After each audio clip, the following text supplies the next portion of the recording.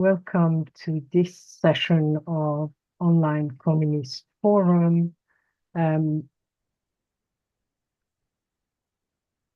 which is organized by the Communist Party of Great Britain and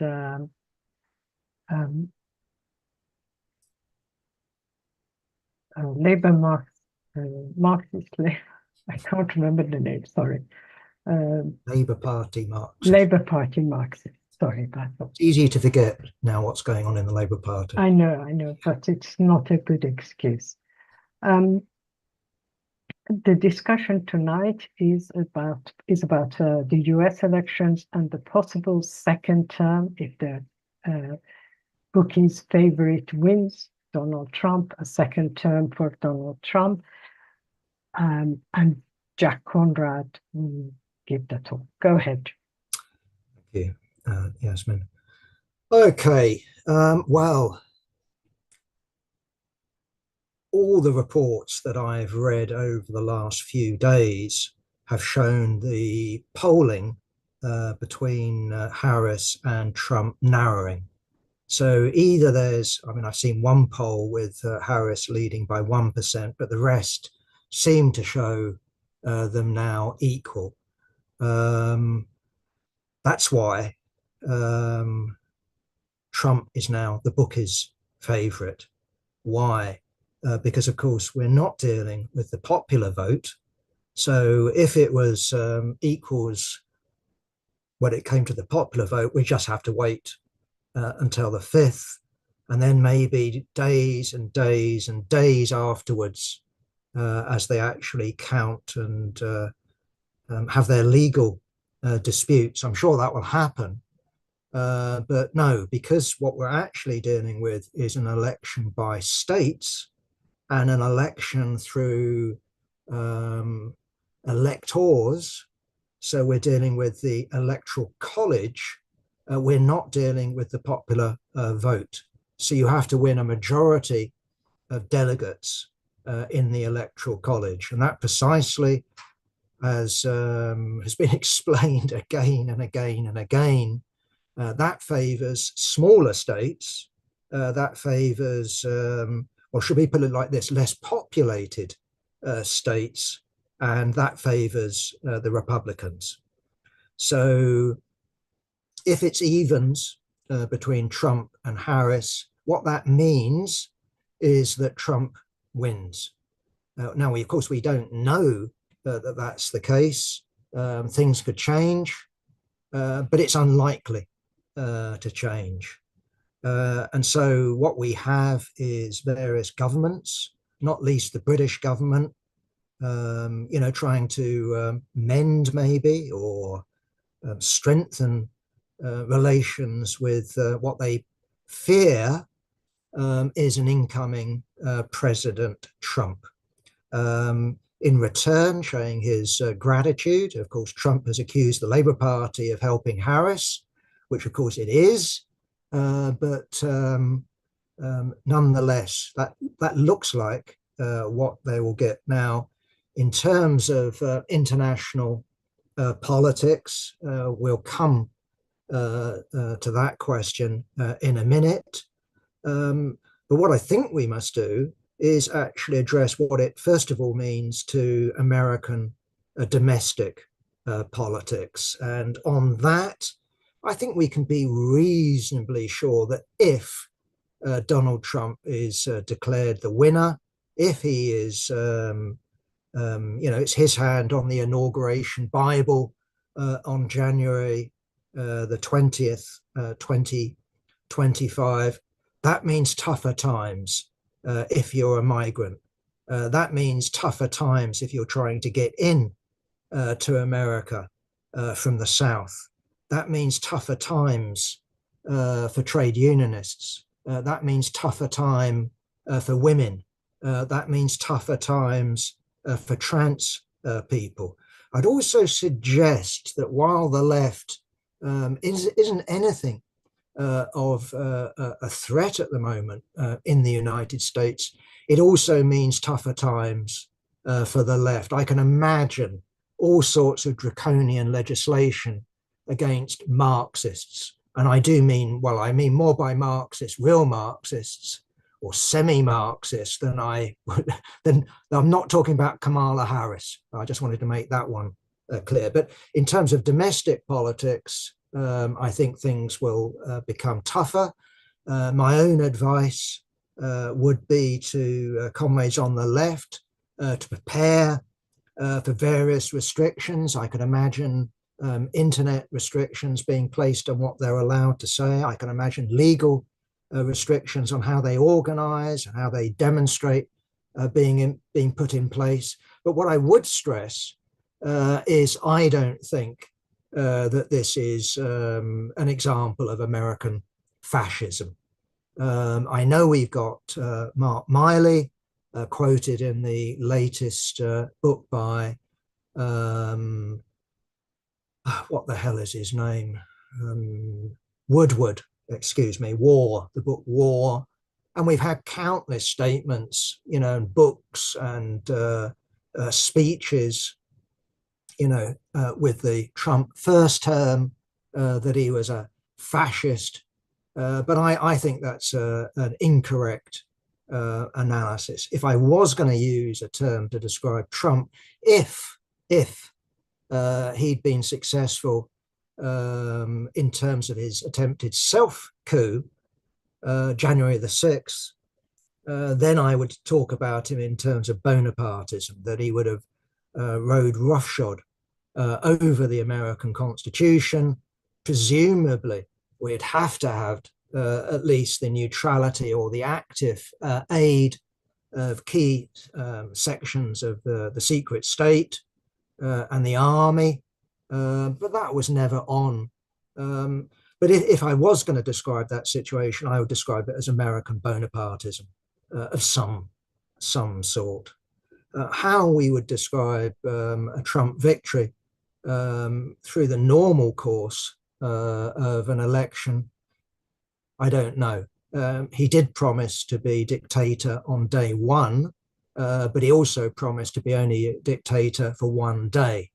Either way, this clearly does represent, if it happens, an important development in American politics. After all, if you take them seriously, and you know, Democrats like AOC, Kamala Harris herself, you know, Obama, leave aside Mark Miley, have called him a fascist. What do? Do you just sit there as a fascist comes into office, or do you do your own self-coup? After all, they are still in command of the state machine. I just don't know. I don't see any evidence of it myself, but you do, if you look at American polling, you do find that a lot of the American public believe that some sort of civil war is in the offing. Again, I'm rather skeptical about that. I don't see an issue, the equivalent of slavery. I don't see the working class being on the edge of power. So I would myself see, you know, a further step to the right. That is most certainly the case. I could be wrong. On the other hand, maybe we actually see a decisive shift. I think it's an open-ended question. Okay, internationally. Well, my argument has been looking at the possibility, which is amazing, isn't it, after January the 6th, that he's won the Republican candidate, and then he's the Republican candidate running neck and neck with the chosen candidate of the Democrats, the vice president. It's remarkable. Internationally, I have used the analogy of Netanyahu, Israel's prime minister, on his knees every night, even though he's an atheist, praying for the victory of Donald Trump. I've used the analogy of every day Zelensky in Kiev. I don't know whether he's a practicing Jew, but he's certainly praying to whatever God he's got, even if he hasn't got one, for a victory for Kamala Harris. In other words, although we don't know, the chances are that Trump will try some initiative of some sort in Ukraine. He's promised to pick up the phone and start trying to negotiate a deal even before he's inaugurated. I would guess land for land, but by equal measure, from Israel's point of view, from the Netanyahu coalition's point of view, what we've had is a Donald Trump saying that Israel should finish the job. And what I would interpret that to mean is annexation of the West Bank and the annexation of Gaza. To me, that's finishing the job. I don't think that Israel's war in Gaza had anything to do with getting the hostages back. I don't think it had anything to do with defeating Hamas militarily. If you want the hostages back, the war captives back, then you would negotiate with Hamas, and you'd say, well, these are the prisoners we've got, these are the prisoners you've got, but you certainly wouldn't be assassinating leaders of Hamas. You certainly wouldn't be going in for a sort of blitzkrieg approach as they are doing in northern Gaza, starving people. No, but what the aim is, surely, it's about a greater Israel, which is something that all Zionist parties are united in, but it's a question of timing.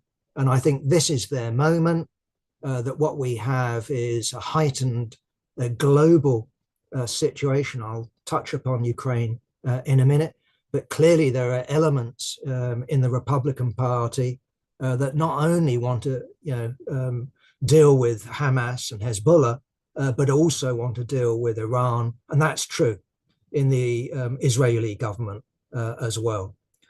So it looks like horrendous times ahead for Palestinians, but also I think we should expect some sort of strike, and I'm talking about a serious strike against Iran if Donald Trump gets elected. Let me just touch on Ukraine. While I've said that he said he will be picking up the phone, on day one, once the results come in an attempt to stop the, what does he call it, the phasing in to World War III, I think that we need to be cautious here. The idea of Trump, the peacemaker, I don't think we should fall for. On the other hand, I think he will try to do something. And the problem precisely is it takes two to make peace. Large numbers of Russian soldiers have died. Five oblasts have been annexed into Russia, even though Russia doesn't control all of them at the present time. Would Putin, for example, be in a political position to accept that let's take things back before 2022, for example, that you keep Crimea, but you give up the south, you give up the east? I doubt it myself, but I think it will be these sort of negotiations that would be happening.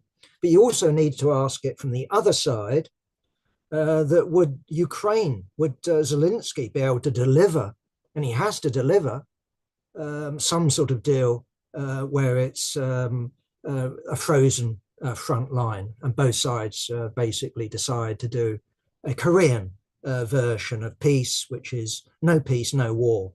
So there's all those sort of possibilities there. But also what I would say is, while Zelensky really doesn't have any choice when it comes to talking to an American president, okay, he might face the threat of some Azov coup, but even Azov has to get weapons from somewhere, and that basically means America. But on the other hand, if you take Putin, Putin will say, well, we've made these gains.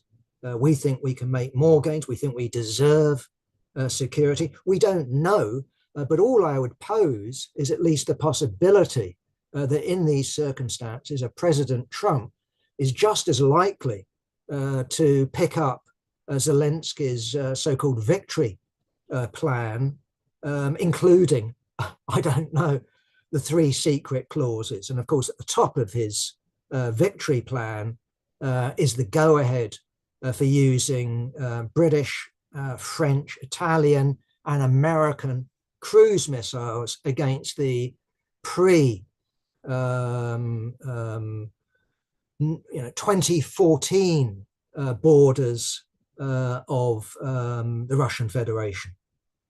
Right, that's at the top of his agenda. And of course, as we've made clear in numerous articles, as has been, bellowed from headlines in the bourgeois media, Putin has said that if that happens, if we get strikes by British, French, Italian, and American missiles on our territory, that means that Russia is at war with NATO. Now, that doesn't mean that Russia is just about to launch an attack to the West. It doesn't mean that it's going to launch cruise missiles, but clearly we're dealing with the danger of a sharp escalation. Now, the fact of the matter is, at the moment, that Ukraine is using drones to attack Russian soil, blowing up arms dumps, blowing up oil facilities. But this is the threat. This is the line that Putin and the Kremlin has drawn, that if you allow them to use cruise missiles against Russian territory, this means war.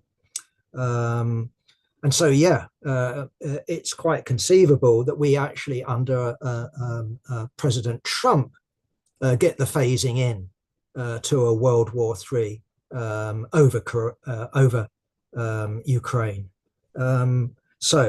Of course, we don't know. All we know at the moment is we don't know. And I think we have to settle for that. I'm not going to make any predictions. And quite frankly, anyone who does make any hard and fast predictions at the moment, one about the actual outcome of November 5, let alone what happens afterwards internationally, I think is foolish. I just wouldn't go there, and I'm not going to go there. So although we've got this, title for Online Communist Forum, what happens? I think the answer is, at least from me, is we simply don't know. There's a whole range of possibilities. Not impossible to have peace. That could happen. And you could imagine, for example, a situation of where Putin does agree to a Trump peace deal. Trump might have some grand move in mind, or his advisors or whoever, his international strategists, of, let's do a reverse Mao-Nixon type meeting, but with Russia. In other words, you turn Russia for being in an everlasting brotherly alliance with China, you turn it and you align it with the United States. None of these things should be ruled out as a possibility. But what remains, and I think this is true, is America's determination to stop the rise of China and to reverse the rise of China. And that, of course, has been our argument since 2022, and indeed going back to 2014, the Maidan coup, that ultimately what this a tussle between the United States, and I think it is the United States, and Russia is really about, is China. It's about reversing China's rise and reversing the United States' relative decline. And the reason I'm saying that is because what we've seen in Europe is economic stagnation. What we've seen in Germany is its ambitions for some sort of a united Europe destroyed, and indeed its economy severely damaged by the Ukraine war, in a way that is almost unimaginable, isn't it? I mean, there you are, you're having cheap oil and gas coming in, and who blows up Nord Stream 1, Nord Stream 2? Some sort of Ukrainian adventurer. I'm not convinced. I'm sorry. I think it has to be the United States. That's why they can't find the culprit.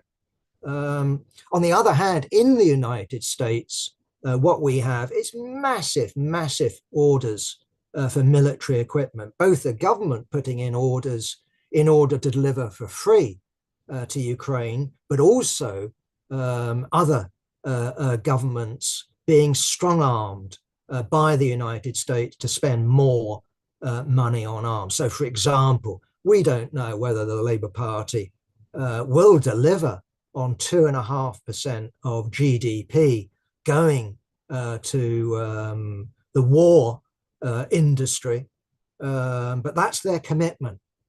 And that is happening in every NATO country, which not only means orders domestically, crucially what it means when it comes to fighter planes, when it comes to the more sophisticated equipment, is orders in America.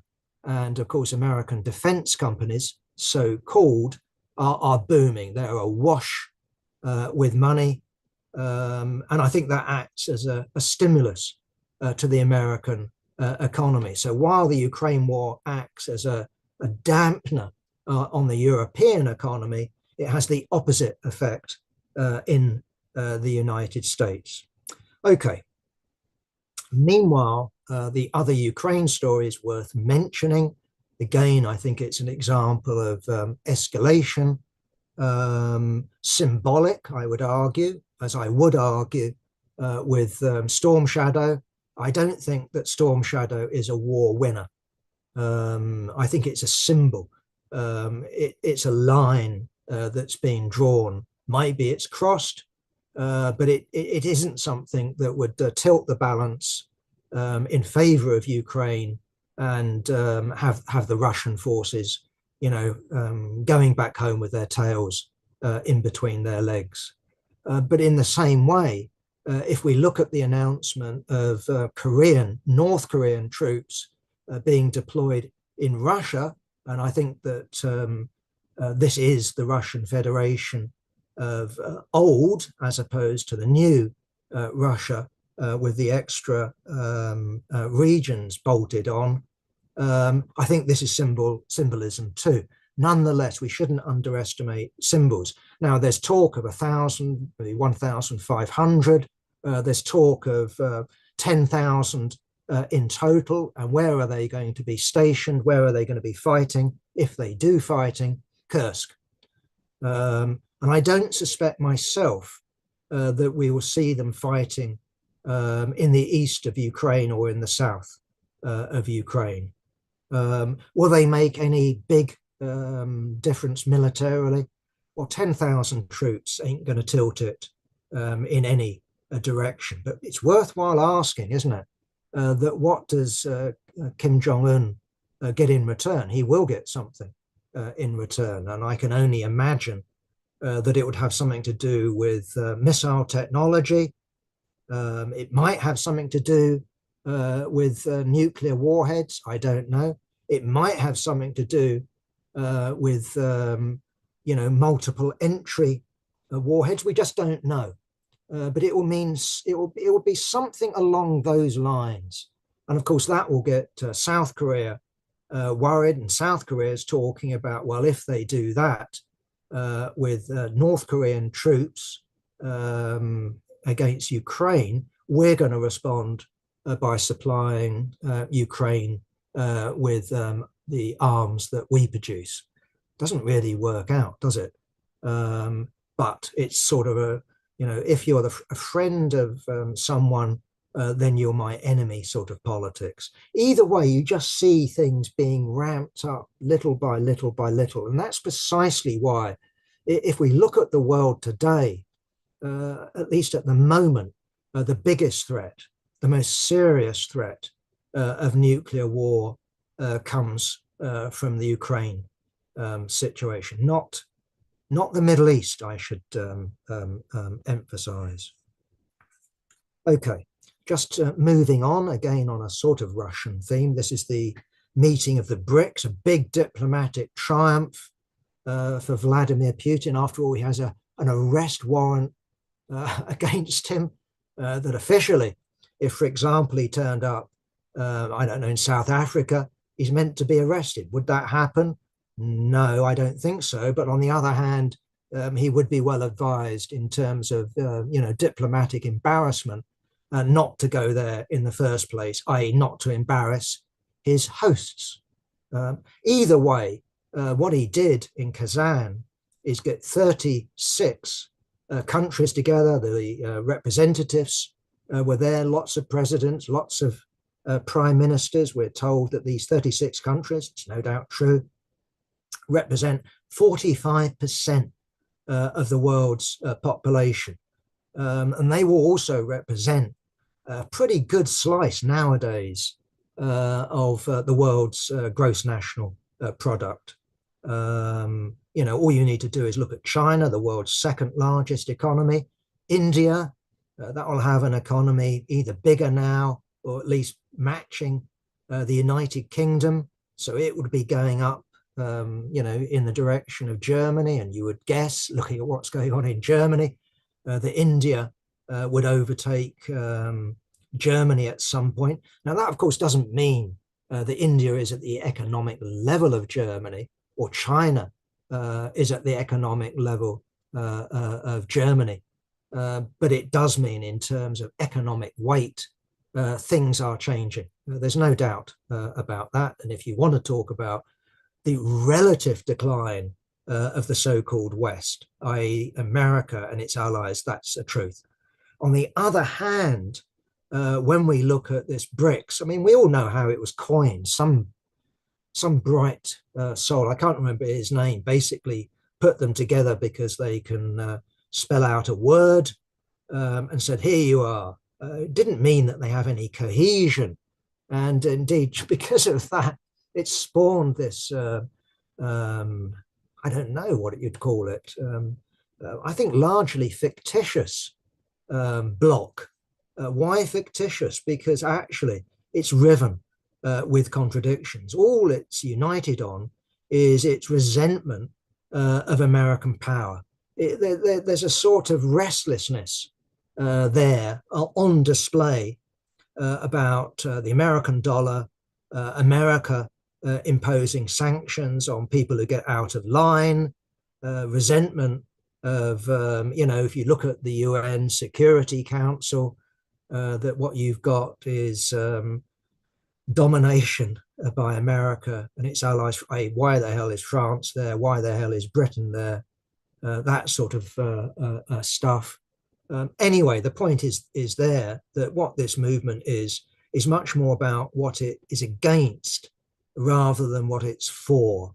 And I myself, if I wanted to sort of think back, what's it remind me of? Again, it's nothing exact, but it sort of reminds me of something like the non-aligned movement. And I think that was established when, in the 50s, at the initiative of India, Gandhi, Nehru, wasn't it? Nehru, I was thinking of his daughter, Nehru, and I think it was Tito.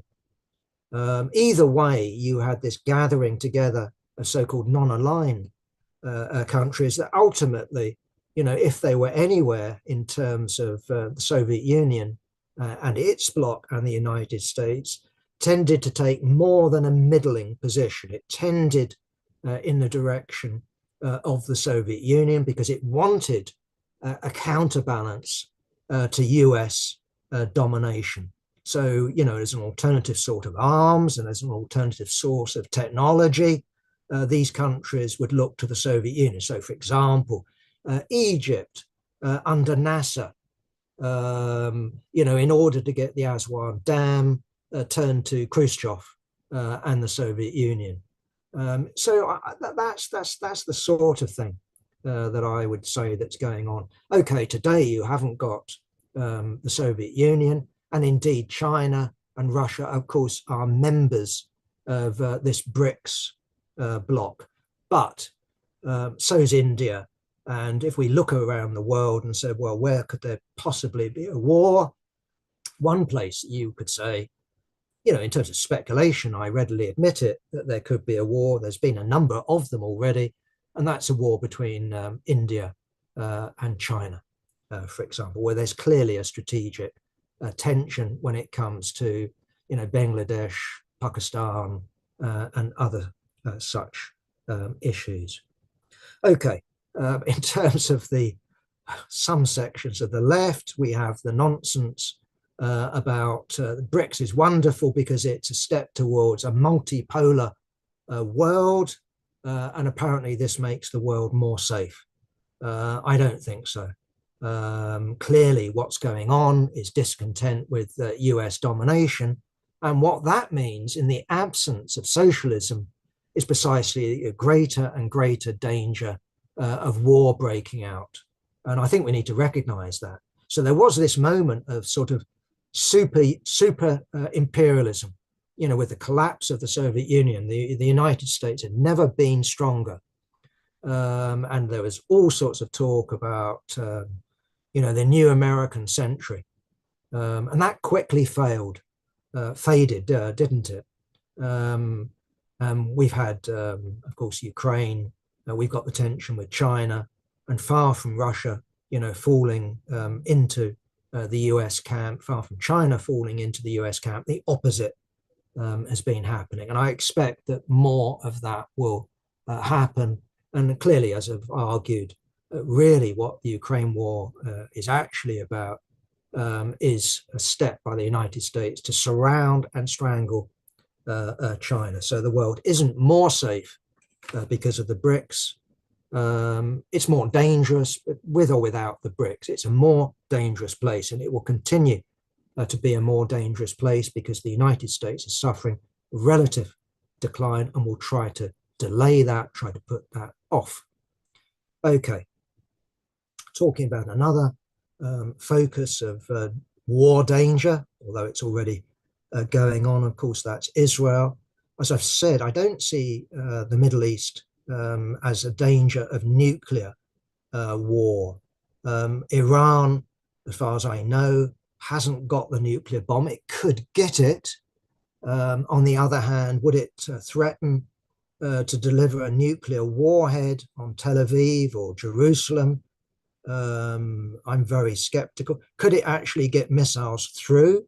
Well, we've seen, yeah, it could. It launched 180, was it? 200? I don't know the exact figure, but it launched something of that region. And who knows, 20, 30 got through. Okay, some of them maybe were off target, but if they were equipped with nuclear warheads, then indeed we would have seen not the death of a couple of people, but the death of tens and tens of thousands of people. But that doesn't look like it being on the cards. And I think we need to get real about what's going on in the Middle East. This is Israel's war against what are, in real terms, nuisances. Hezbollah does not represent any sort of strategic threat to Israel. Hamas doesn't represent any sort of strategic threat to Israel. It's not about to invade Israel in terms of overthrowing, taking over the country. Yeah, Hamas could plan over a year a prison breakout on October the 7th. Yes, Hezbollah can fire off missiles into Israel. The Houthis can shoot at shipping in the Red Sea. That's what's going on. And basically Israel is saying, well, the source of all this is Iran. Iran is a potential regional rival. We can use this to intimidate Iran. Indeed, we could look to the possibility of actually degrading Iran. And that clearly is something in the forefront of Netanyahu and the mind of other leading, not only in the cabinet, but other leading Israeli politicians.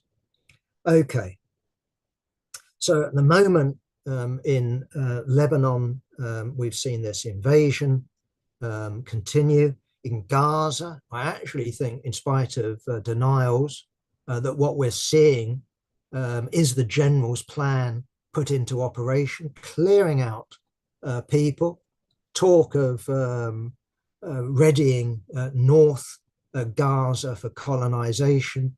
And at some point, I think, I don't know when, maybe with Trump, who the hell knows, getting rid of the people. I would guess over the border in the south, over into Egypt, that or let them starve. That seems to be what's in the offing. And I think what's happened in Gaza will be played out again on the West Bank. It's horrendous.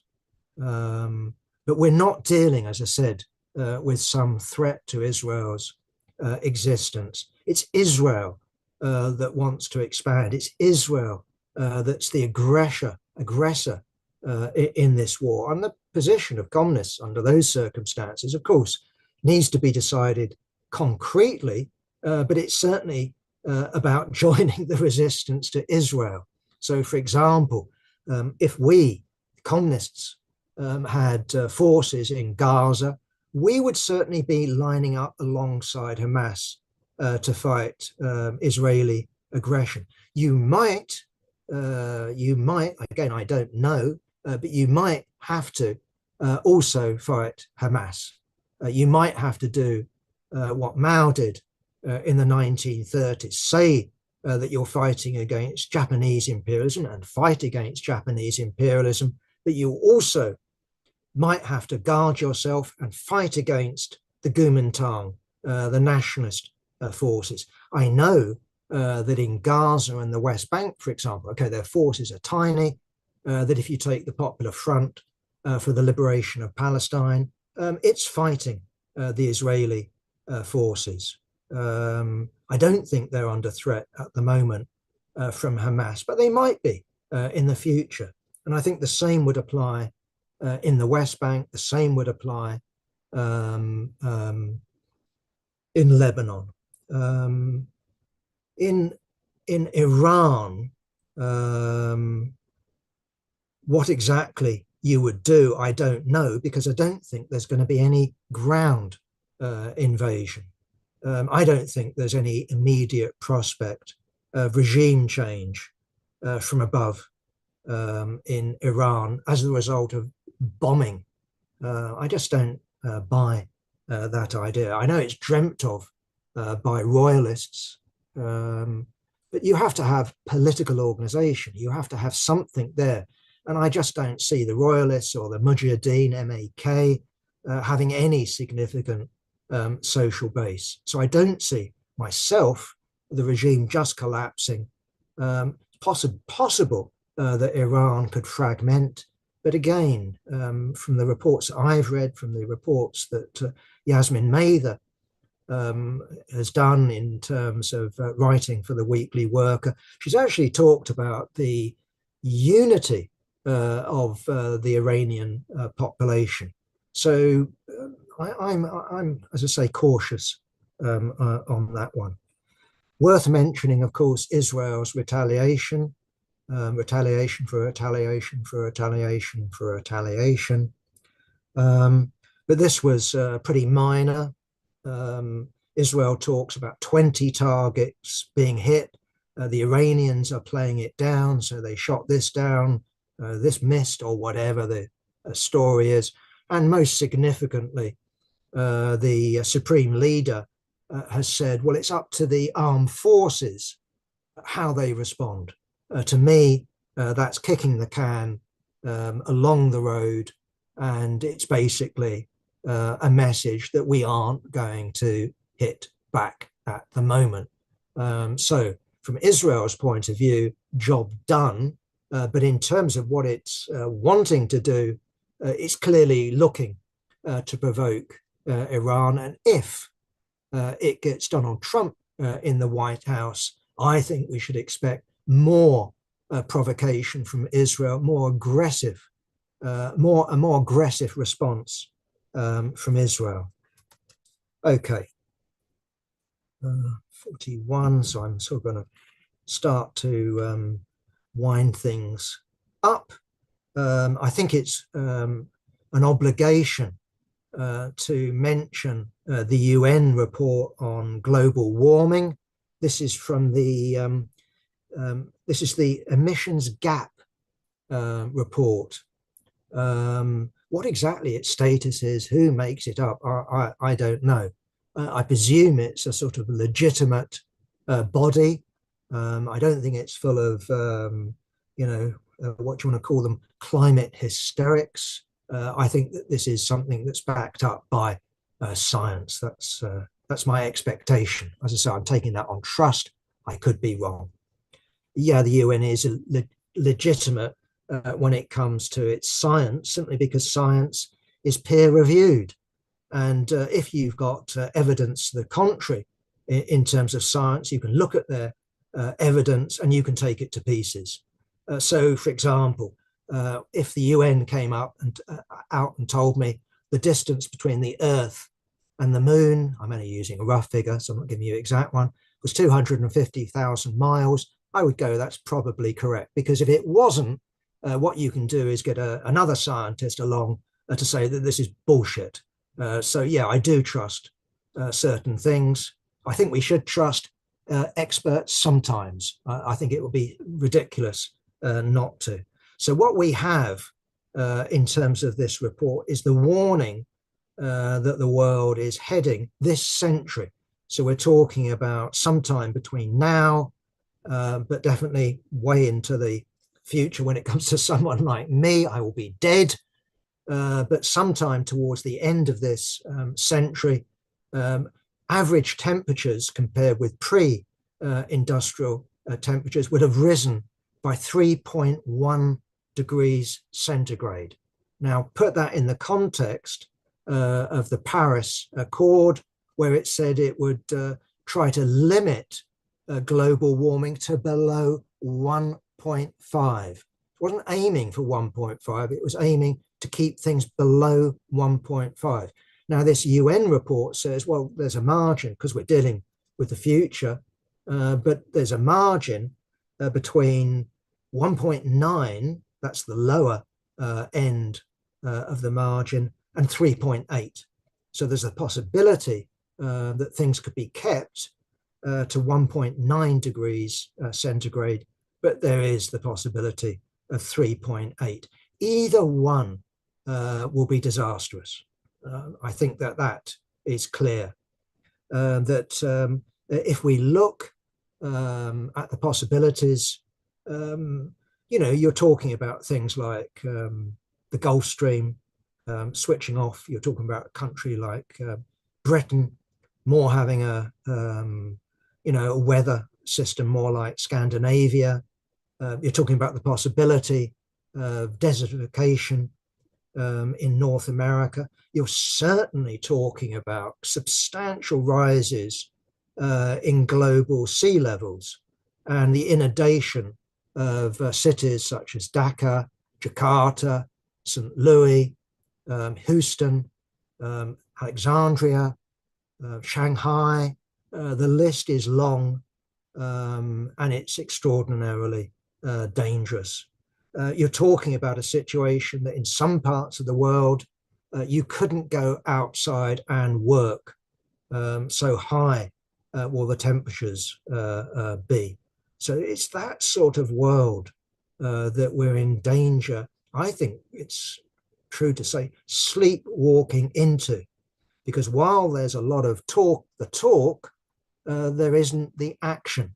So in terms of global emissions, they continue to increase. Car journeys increase. Passenger aircraft flights increase. There are more coal power stations being opened. And what's the alternative that they put forward? What's the poster boy of their green answer It's EVs, electric vehicles. Okay, electric vehicles work on electricity. If that electricity is generated by solar or wind power, the amount of CO2 generated, released is a lot lower. On the other hand, if it comes from oil or gas powered stations, if it comes from coal-fired stations, that is no answer. And of course, then you've got the actual batteries, you've got the metals, you've got the glass, you've got the roads, etc., etc. The idea that the market can come out with a solution to global warming, I'm utterly convinced that that is not the case. I'm convinced that the state could, I'm convinced that the state, I'm talking about the capitalist state, could institute something along the lines that we saw in World War I, but crucially World War II, the highest example, I would guess, in terms of a capitalist country would be Britain, in terms of mobilizing people for the armed forces, in terms of instituting state control over production, managing the entire economy for the single purpose of fighting war. I can imagine the state doing something like that. On the other hand, there is no evidence of any moves whatsoever in that direction. So I merely hold that up as a possibility. This could be done. I've talked about climate socialism in the same way that the German High Command talked about war socialism in Germany. This isn't socialism. This is the bourgeois state acting to save capitalism by suppressing the law of value. That's possible. But the most humane, the most efficient way to actually combat global warming is the power of the working class. That doesn't mean it's automatic, but instituting global socialism, which of course is a massive task, that surely is what is required. And that's certainly what I'm committed to.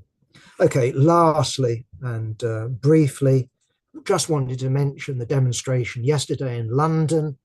I wasn't on what do they call it? United, was it United for the Kingdom? I can't remember what it's called, but the Tommy Robinson demonstration. I've got various comrades quoting to me various numbers.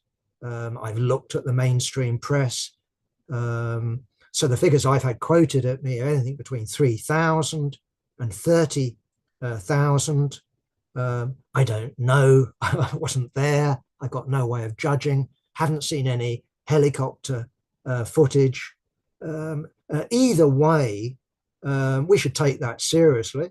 The fact that thousands of people turned up in support of Tommy Robinson. On the other hand, by all accounts, this wasn't the equivalent of the black shirts or the brown shirts or Mosley's black shirts. This was a mob. Lots of drinking, lots of indiscipline. So yes, it's clear that with his book, Manifesto, it's clear that with his martyrdom in terms of freedom of speech, Tommy Robinson has a project of creating some sort of street fighting, effective street fighting force. I'm absolutely convinced of that, but we ain't there yet. And I think myself, SWP talk way back from the early 90s. This comes from Tony Cliff of the 1930s in slow motion.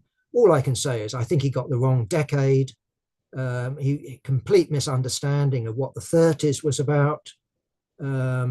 This was about smashing the organized working class that had failed to come to power after the October Revolution. So this was about smashing the working class in Italy, smashing social democracy and communism in Germany, doing the same job in Spain, doing the same job in France. That is the role of fascism, doing the same job in Austria.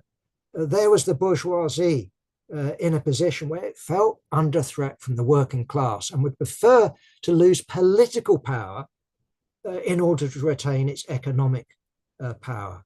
I don't see myself, Tommy Robinson, coming to power anytime soon. And I don't see parties like Maloney's or Geert Wilders in, isn't it the PVV, or whatever the Freedom Party is in Austria, or the Alternative for Germany. I don't see these parties as fascist. I see them as far right, and I can certainly say they have fascist origins in many cases. But that's like saying that if you look at the Democrat Party in Italy, for example, that it has origins in official communism. It does, but it doesn't mean it's an example of official communism. So looking at Le Pen in France, I see it as a danger, a distinct possibility of Le Pen winning the presidential elections, but I don't see this as a repetition of fascist Italy or fascist Germany or Anschluss with Austria or something along those lines. So I don't see this as the 1930s in slow motion. I rather look at it as something else. And we actually need a concrete analysis, and it's the failure of liberalism. It's an alienation from liberalism. And unfortunately, at the moment, socialism isn't there. The working class isn't there as the alternative. And that should be our struggle, not saying that we need to ally ourselves with liberalism, right, in order to put off fascism, let alone with the SWP, which has got itself in a position of saying it will ally itself to Zionists, certainly the case in Scotland, in order to stop the fascists. I mean, it's just crazy. No, we need to draw lines. We need to say that we are separate from liberalism. We're separate from the bourgeoisie. We're the working class. And what we need is a party project. We need to be fighting the far right, not only on the streets to protect people against this mob that took, against mosques and all the rest of it over the summer, but we also need to be fighting the far right in the ballot, in the elections. We need to be fighting, for the working class to become an alternative ruling class. That's our job. Okay. Anything else on that? No, except to say how many people were there on the counter demonstration. Again, I've got different numbers. The official organisers say 30,000. Some of our comrades who were there say 10. I don't know. I had a good time myself, other than to start with, the weather was fine, the spirit was good, but we didn't go anywhere near this right-wing mob. This wasn't a repetition of Cable Street, where we were fighting the police in order to protect Jewish East End. As far as I know, the Tommy Robinson mob were at Victoria Station, and they moved up towards Parliament under police control. We were in Whitehall. I didn't see one of them on the day, and there was no fighting with the police. I actually marched because they were dramatic and photogenic with the anarchist bloc, the anti-fascist bloc, and they ended up marching past Trafalgar Square in silence, and then marching down into Whitehall and then going home. I mean, unless I'm wrong, that was the case. So not a reenactment of 1936, not a physical confrontation, but a popular front with imaginary allies to the right. This was a left-wing demonstration of trade unionists, socialists, communists, anarchists, but not the bourgeoisie, except in the programmatic imagination of the SWP and Lindsay German and the like. Anyway, that's it. Thank you, Yasmin. Thanks very much. I'm handing over the chair. Okay, thank you, Yasmin. And comrades, Yasmin, of course, has to do the tech stuff. We'll be transferring everybody to become a panelist. Please accept the invitation which enables you to be able to speak afterwards, but keep yourself muted if you're not at the moment speaking. And indications, please, of anybody who wants to speak.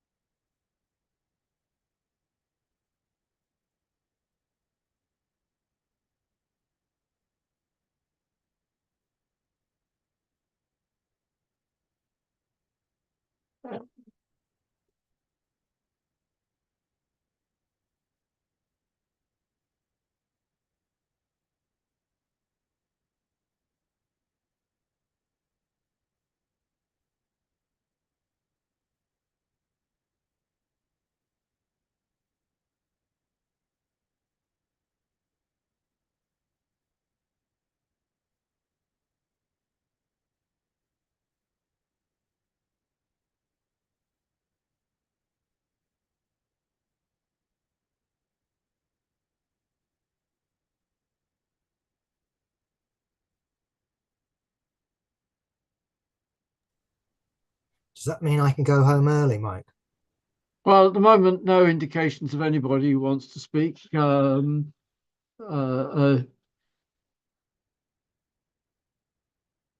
I finish the texts, I've got things to say about the war. Please accept when I'm trying to get you.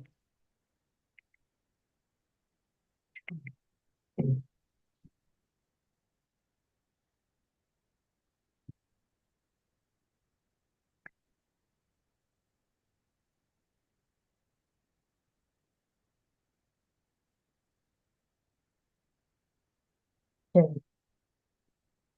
I'm not sure if the others don't want to come or what, so I'll just say what I have to say, and hopefully comrades who do want to join will let us know at some stage that they want to join. As I've said before, you don't need to open your camera or your microphone. You can stay closed, but yeah.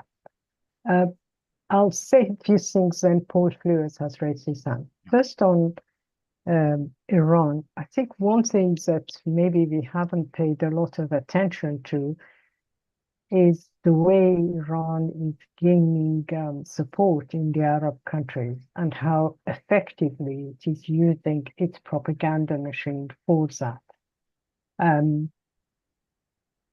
It's partly because they're well aware that, if you like, the Arab street is very much supporting their position on Gaza, but also none of this is happening accidentally as such. Last week there was a seminar of how the Islamic Republic uses music, and some of the music is very much a Shia associated music, but hymns, songs, and so on, to recruit young Arabs, and how this goes viral. And in a way, just to address the point about, well, if there was a war, how would the regime react to its own opponents? I think the way they're dealing with the Arab population, Sunni Arab population, and remember only 5 years ago, they were fighting each other. There was a Sunni-Shia war. It was an artificial war fired up by the US and its allies, but there was a genuine fighting between at least ISIS and the Islamic Republic, and sections of the Shia population did support ISIS. The way this has moved is that songs that were done for the ISIS period, which are very Shia, with praising Imam Hussein, but also praising Qasem Soleimani, the commander who won the war against ISIS, not just what Iranians say. Time magazine called him the man who won the war against ISIS. These songs have now changed. So anything against Sunnis against Saudi Arabia has been removed. It's now very clearly directed at Israel and Palestine. And in a way, it shows the opportunism of the Islamic Republic in that it can, and pragmatism, I mean, whichever way you look at it, that it can change so quickly, even central parts of its culture, of its the way it deals with regional wars when it suits it. So now it is not a good idea to have something that attacks even Saudi Arabia. So any mention of Saudi Arabia has been removed. Any mention of ISIS has been removed. Any mention of anything that is specifically Shia. And even Qasem Soleimani has changed. He's now pro-Palestine, just against Israel and the US. And for that, I get the picture that should Iran be attacked, and we can already see it as how the government is becoming more nationalist, less Shia. It would not be the same as 2007. I'm not saying they will encourage opponents to join them, but they will draw a very clear line between those who support Israel and those who don't, amongst their most serious opponents.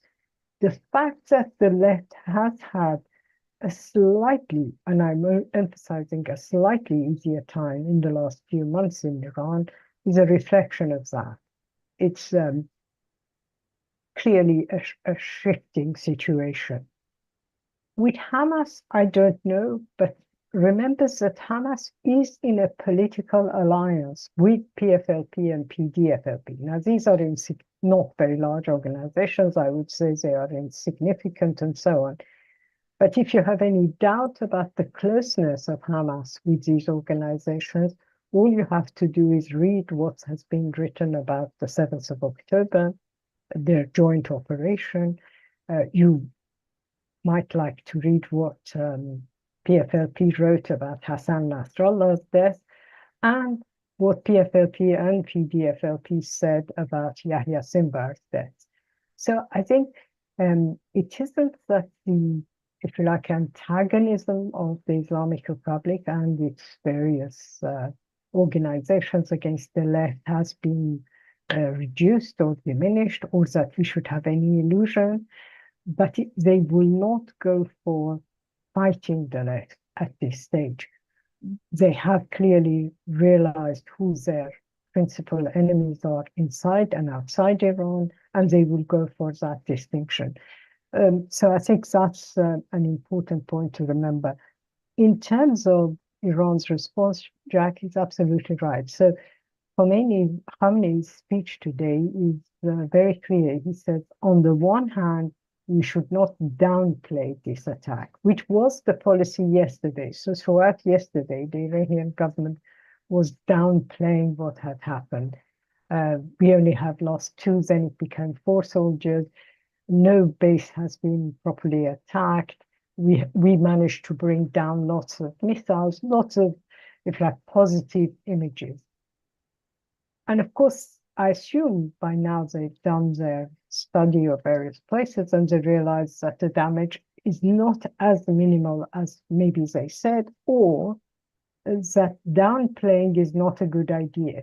So you have the political divide in Iran where the reformists are saying, oh, well, this was nothing.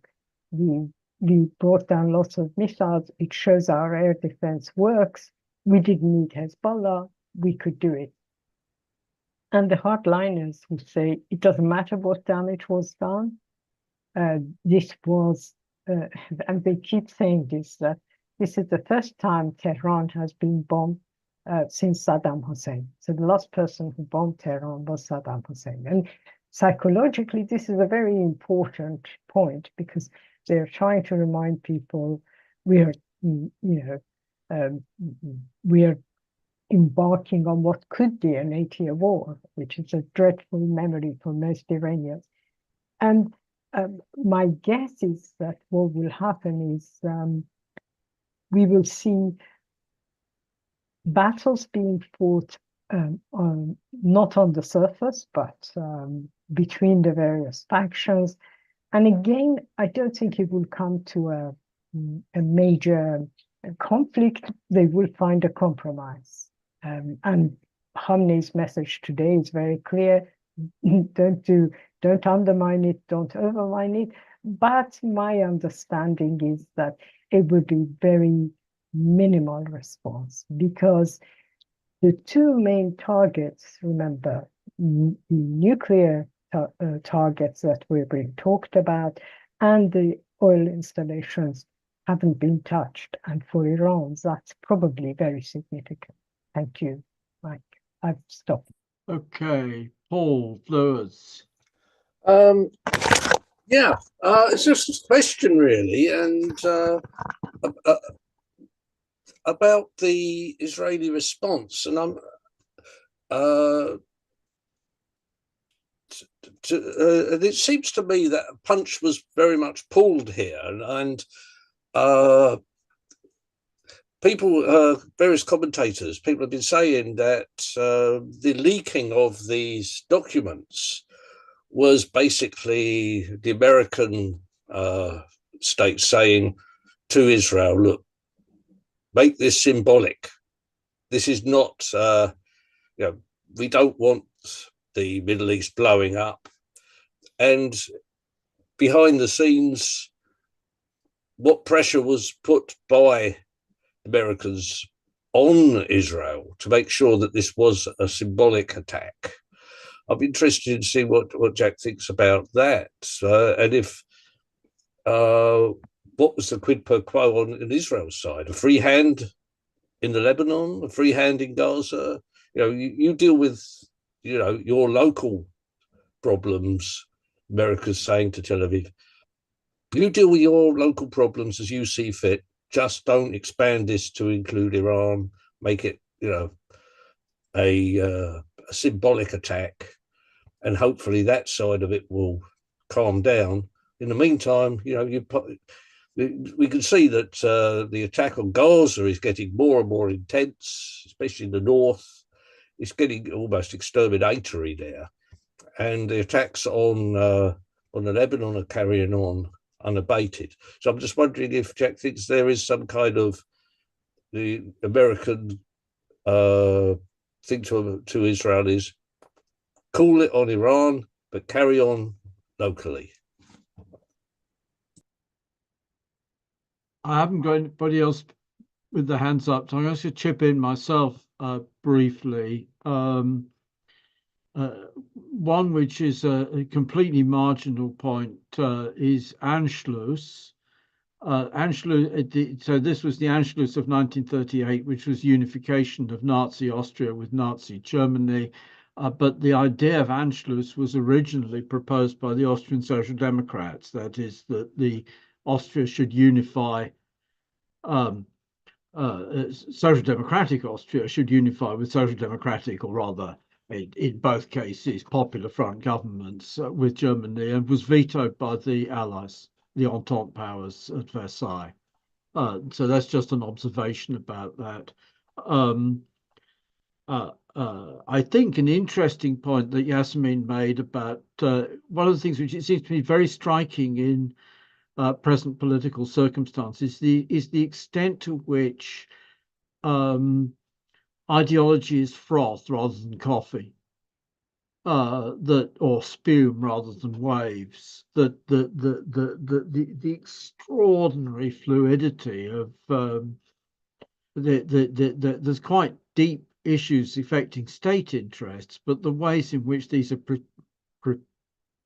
projected ideologically can shift with extraordinary, I think Yasmin's point about music, shift with extraordinary rapidity. We can also see that somebody Ben mentioned Hungary in the chat, and the current Orban Hungary. Orban was a pure, straightforward, neoliberal. He was a liberal dissident from the Hungarian socialist regime. Then he was a pure neoliberal advocate. And then when Jobbik started getting big votes, Orban reinvented himself as a neo-nationalist. And Putin, of course, after having been KGB man and still an FSB man, reinvented himself as a supporter of the Holy Russia and the Orthodox Church ideologically. So this fluidity of ideology, and the same with Tommy Robinson complaining about the British state backing neo-Nazis in Ukraine. Okay, he's flagging, I'm not a Nazi. Doesn't mean he's not a physical force, but aspirant to be a physical force, military auxiliary out exterior. We talk about quangos, but the sense in which we might talk about quasi-autonomous non-governmental armed forces for these fascist formations and stuff like that. The state doesn't need them at the moment, but that's there. But that fluidity then carries with it the point Jack made about China, and the difference between the Chinese Communist Party's entry in the Kuomintang in the 1920s, which was very successful for the Chinese Communist Party at first, but then the Kuomintang turned on the communists, and we get all sorts of disasters which they get out of, extricate themselves with extreme difficulty. And then in the 1930s, although late 1930s, although the Japanese invasion meant that the communists had to pursue a line of defenses vis-a-vis the Japanese, nonetheless, they had to keep their distance from the KMT and ensure that they had their own armed forces and their own organizations and so on and so forth to avoid just being caught up in that. And I think that this is actually okay. PFLP, DFLP are now marginal organizations, but the reason why they're now marginal organizations is actually, as much as anything else, their Popular Front policy towards FATA in the 1970s, national roads, common front with the bourgeoisie, the communist aspect of these fronts, which are popular fronts in there by their name, wins out. That's me. One other thing, which is Ben raised up the question in the chat of the meaning of Bonapartism, which I think would be useful for Jack to come back on when he comes back. Is there anybody else? Haven't got any hands up. Anybody else wants to chip in?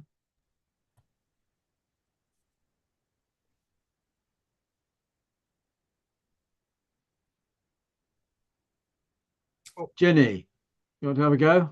Yeah, just for the sake of, pushing a conversation forward, really. I mean, Jack, what do you make of, well, I'm sure you've read about it, after the hurricane in North Carolina, in parts of North Carolina, you had this group of non-state folk who came in and,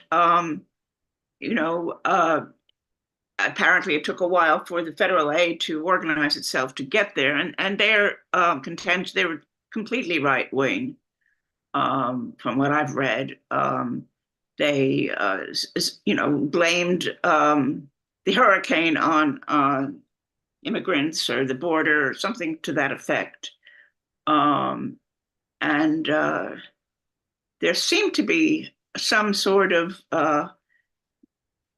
concern about, they didn't use this word, but it sounded to me, I interpreted it as a kind of concern with gentrification, where they came from, in the sense that where they lived, and sorry, I don't remember where they lived, but that the government was after the lithium that was under their ground. And so you have that, and you also have, concern among the people who will volunteer to monitor the election itself being threatened. And yeah, I think this is in a totally different category. But the two major newspapers have refused to endorse anyone: the L.A. Times and the Washington Post. I mean, we know the Washington Post is owned by Jeff Bezos, and the L.A. Times, his daughter of I forget the name of the person, was saying that, well, the reason he didn't endorse anybody was because of Gaza, Israel. But I mean, that doesn't seem to make a lot of sense, because it's not as if Trump is going to, open the gates to liberate Gaza.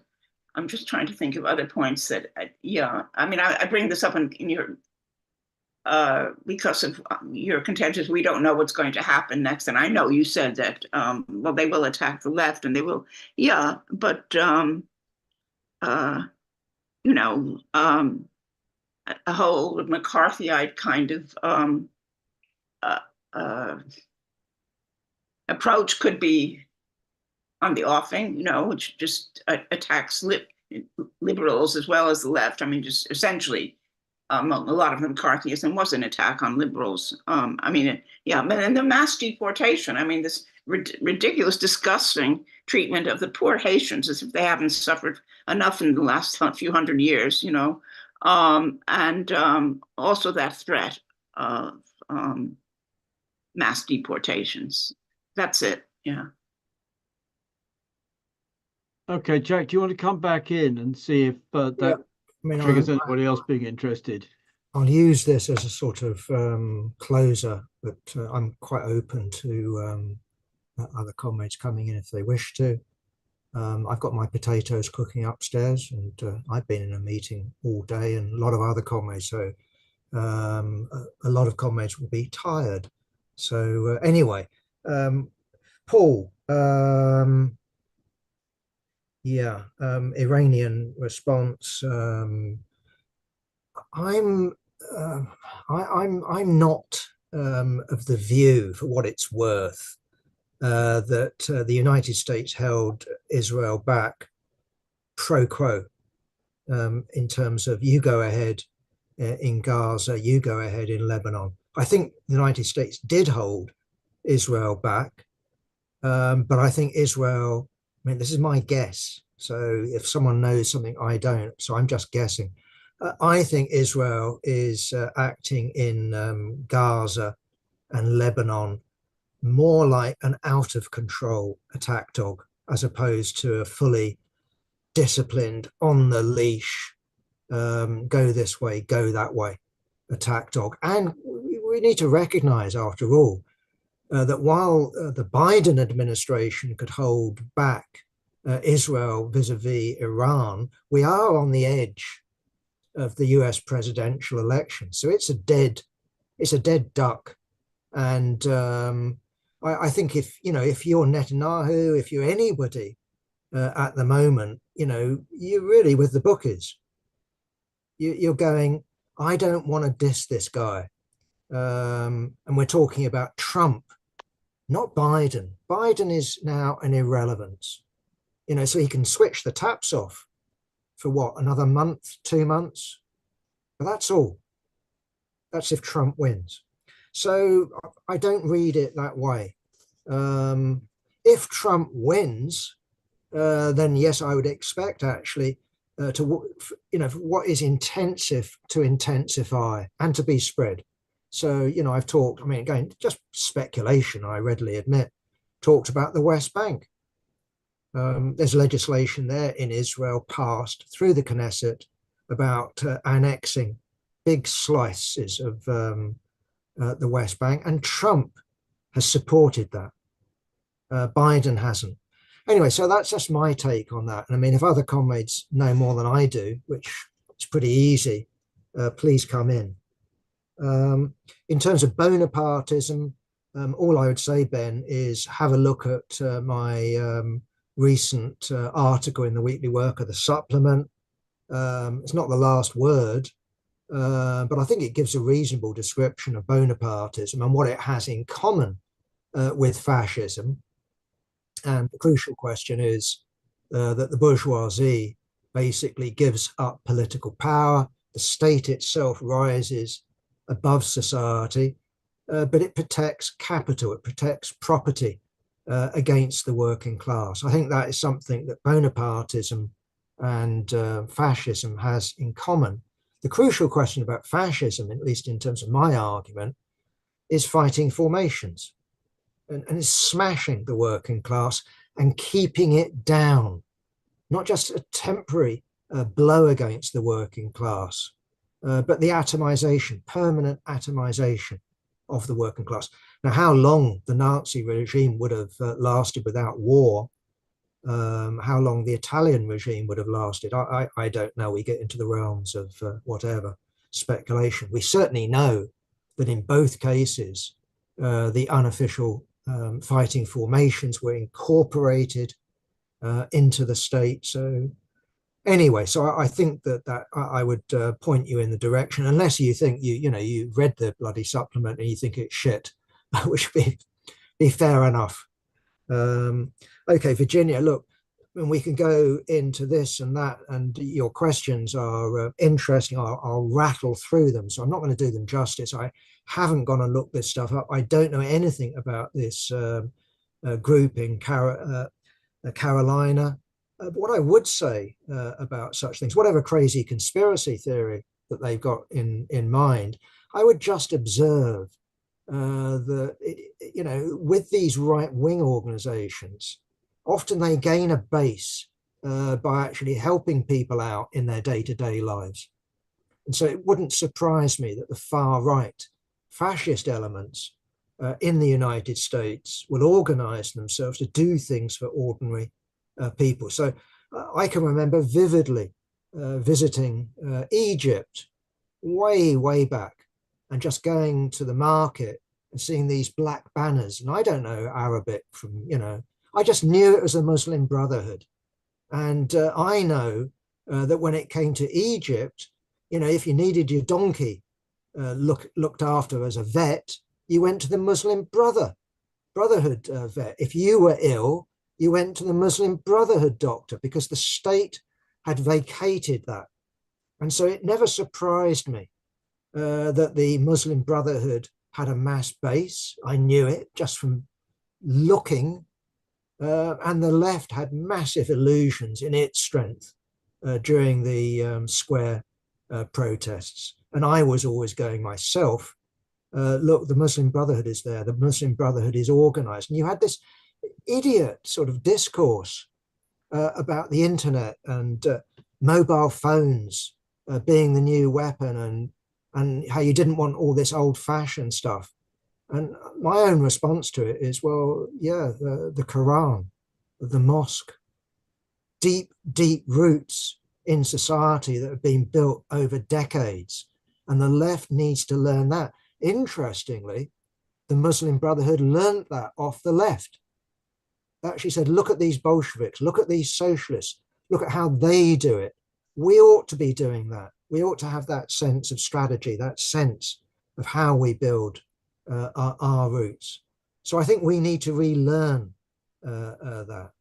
And that doesn't just take, the resources that were pumped into the Muslim Brotherhood when I was in Egypt by Saudi Arabia, for example. The left could generate self-help. Now, we can't do it now.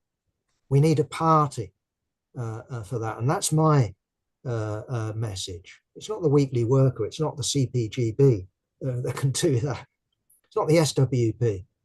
But party could, if we united into something serious on the left. We can do that sort of work. And again, that's something that you can observe in the history of the movement. Co-ops, trade unions, not trade union bureaucracy, but left-wing activists, socialists, social democrats. And I'm talking about real social democrats, communists. Okay, also you asked about election officials. Yeah, it's the way America's going. I've read the stories as well. And yeah, I mean, all I'd say, again, you know more about it than I do, Virginia. When I read about the Washington Post, and that's the only one I just glanced at, I went, well, I would do that as well if I was Jeff Bezos. because I would just look at the odds of who's going to win, and I wouldn't want to upset Donald Trump. So he doesn't have to constitute himself an Elon Musk, a fan, but backing away, holding back, that's good business. That's good politics from his point of view. So it might have upset the journalists, but that has sent a message from Jeff Bezos to Trump, the expected winner, according to the bookies. Leave my property alone, leave me alone. And I suspect Trump will do that. He's not going to be out for vengeance against Amazon. So it doesn't surprise me whatsoever. As to the LA stuff, I just don't know. You know more than I do, and I'm not going to comment on that. But we wait and see. So very soon we'll know, or we think we'll know what the result is. I'm sure there'll be challenges, but I personally, for what it's worth, just go, well, if it's 50-50 in terms of the popular poll, my guess, and I think that's the guess of a lot of people now, including powerful people, is the chances are, because of the nature of the US system, because of the state system, that means a Republican victory for their presidential candidate, as opposed to other elections. I'm just not in a position to judge, but presidentially, I think the chances are Trump. And I accept what you say, by the way, about its consequences for not just Marxists and socialists. I readily accept what you're saying, Virginia, about civil rights in general. So I take that on board. Absolutely, you're correct on that one. Yeah, that's it. Okay, so anybody else wants to come in? I just have announcements. Yeah. One of them is the 2nd of November is the next Palestine demonstration. I don't think we know all the details, but we will be putting out where we meet. So comrades in the southeast, and anyone who wants to travel, of course, it would be good if you joined us to sell Weekly Worker. On the 3rd of November, Online Communist Forum is Mike and Roxy Hall talking about Marxism and transgender liberation, transliberation. Transliberation. And we hope to see you there. I've finished my announcements. Okay, thanks to comrades.